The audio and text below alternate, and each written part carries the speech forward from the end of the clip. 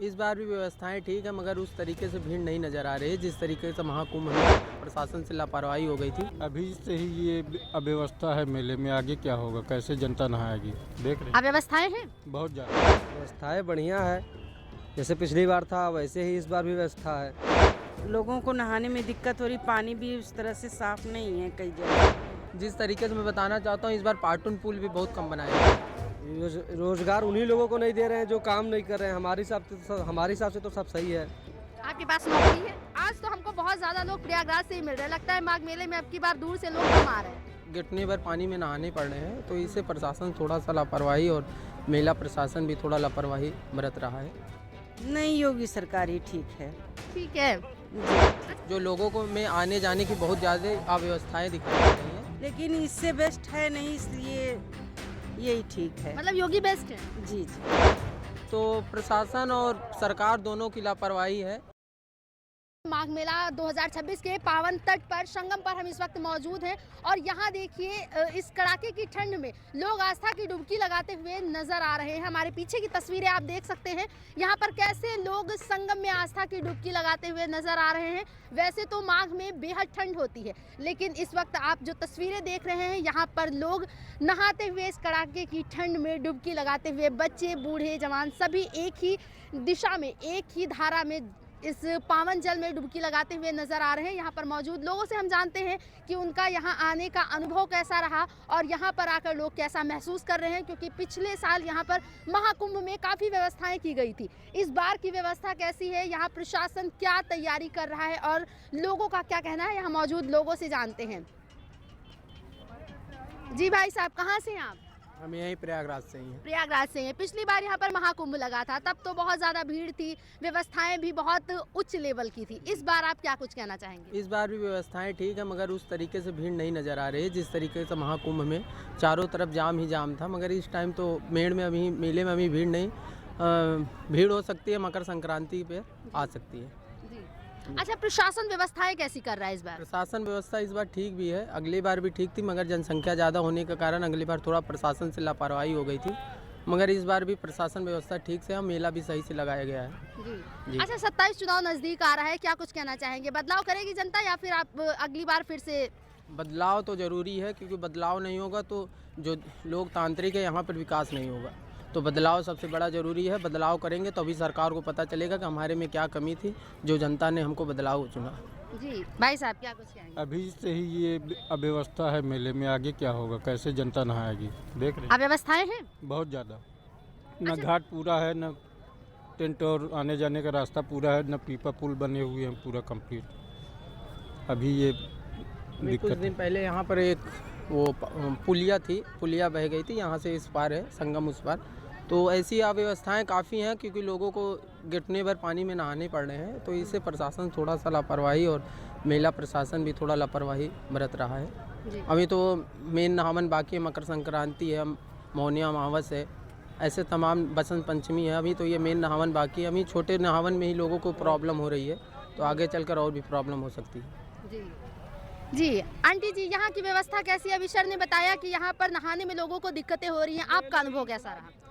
नहीं, ठीक है, कुछ अवस्थाएं तो हैं, लेकिन लोगों को नहाने में दिक्कत हो रही, पानी भी उस तरह से साफ नहीं है कई जगह और गंदगी है। कुछ घाटों पे अच्छी व्यवस्था है, कुछ पे नहीं है। कहाँ से आई हैं आप? हम ये इलाहाबाद से है, गोविंदपुर से हैं। जी। अच्छा मैम, अभी 2027 चुनाव आ रहा है, वैसे महिलाएं योगी जी को खासा पसंद कर रही हैं क्योंकि उनके प्रति काफ़ी काम किए गए हैं। आपको क्या लगता है, बदलाव होना चाहिए या योगी सरकार ही सही है? नहीं, योगी सरकार ही ठीक है। ठीक है जी।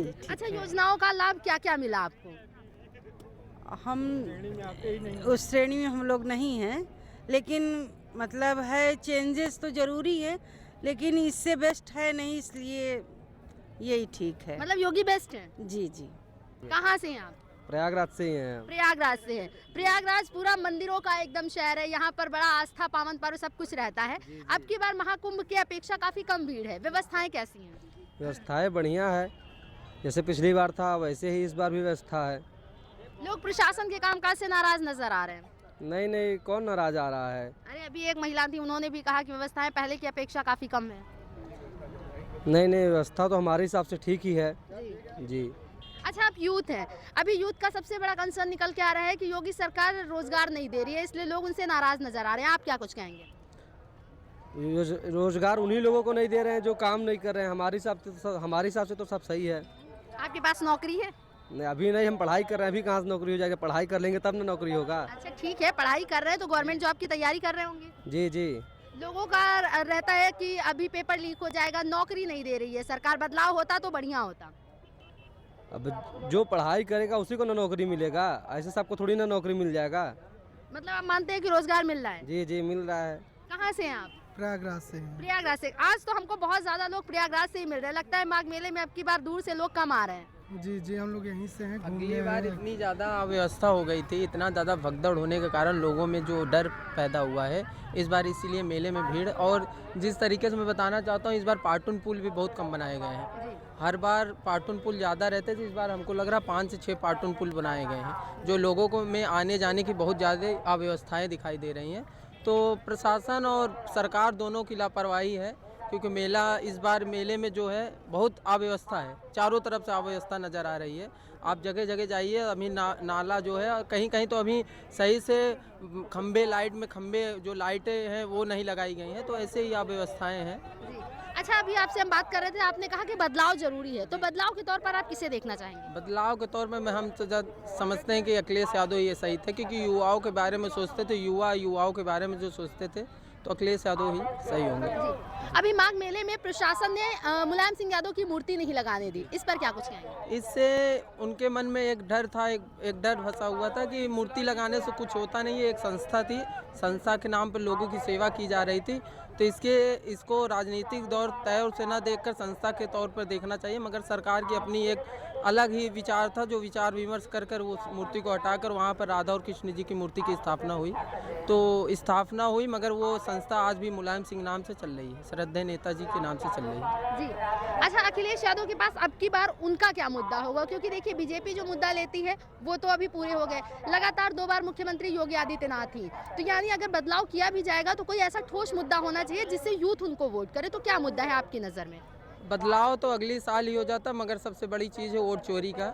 जब तक वोट चोरी होती रहेगी, बदलाव कोई नहीं होगी, ये बीजेपी सरकार ही रहेगी, क्योंकि लगातार वोट चोरी हो रहा है। इसके लिए सभी पार्टियां मिलकर एक विशाल रैली की थी। गांधी कहाँ पे ऐसे वो कहाँ पे किए थे? आपने वोट चोरी का आरोप लगाया। अभी अगर वोट चोरी होता तो बिहार इलेक्शन में राहुल गांधी ने जो SIR का मुद्दा उठाया था, वोट चोरी का आरोप लगाया था, उसके बाद SIR कराया गया था, तो फिर बिहार इन लोगों को जीत जाना चाहिए था, फिर बिहार कैसे हार गए?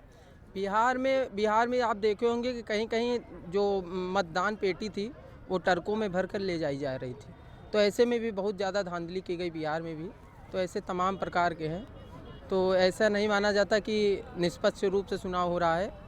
चुनाव आयोग को इसके बारे में कड़ी कार्रवाई करनी चाहिए, क्योंकि चुनाव आयोग भी इसमें बहुत ज़्यादा लापरवाही। मतलब आप मानते हैं कि इस बार जनता बदलाव के मूड में है? जनता अगले पंचवर्षीय से ही बदलाव के मूड में थी, और इस बार कुछ ज़्यादा ही है, क्योंकि आप देखोगे लोकसभा चुनाव में अखिलेश यादव जो भारत की तीसरी सबसे बड़ी पार्टी बनी थी, तो इसी के साथ ही हो सकता है 2027 में बदलाव निश्चित है। युवा सबसे ज़्यादा जो बेरोजगार हैं, जो आप इलाहाबाद को पढ़ाई का हब भी कहा जाता है, स्टडी का हब किया जाता है। यहाँ के स्टूडेंट से आप शाम को आइए तो काफ़ी स्टूडेंट भी आते हैं, आप उनसे पूछ लेंगे तो आपको खुद ही पता चल जाएगा कि ये बदलाव ज़रूरी है, क्यों है।